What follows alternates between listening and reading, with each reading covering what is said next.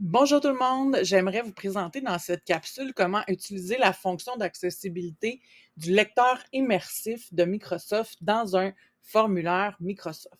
Donc, le lecteur immersif est présent dans la majorité des applications de Microsoft.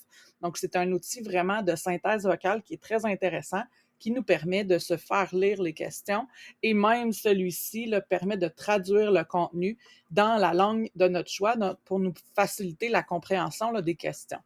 Donc ici, on voit là qu'on peut l'activer. Il est activé. On peut le désactiver également par ici.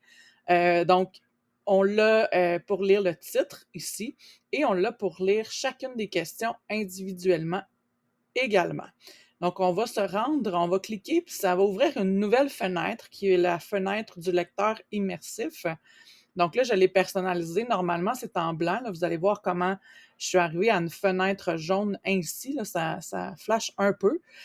Donc là, pour se faire lire le texte, on clique tout simplement sur lire, mais avant, on peut venir paramétrer, donc on peut venir changer la vitesse de la voix et se faire lire soit par une femme ou un homme. On y va. Il va nous le lire premièrement en français.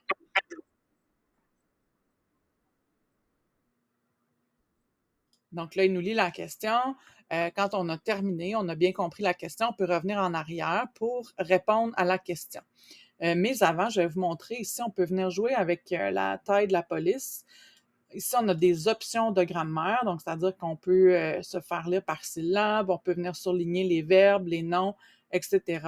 Mais ce qui est vraiment intéressant ici, c'est la possibilité, quand le français n'est pas notre langue première, ou encore si on a un formulaire dans une autre langue, on peut le faire traduire pour nous faciliter la compréhension en fait.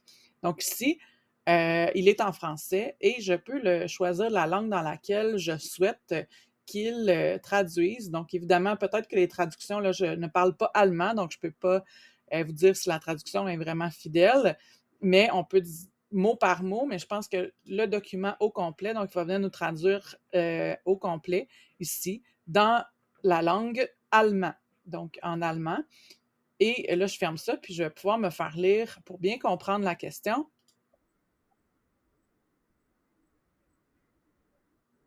Donc, c'est vraiment une voix qui parle l'allemand. Donc, c'est vraiment, on n'entend pas ça avec un accent, là, c'est vraiment dans la langue allemande. Donc, si vous êtes, vous parlez espagnol, vous pouvez choisir l'espagnol en fonction de votre pays. Et en ce moment-là, vous allez entendre la traduction.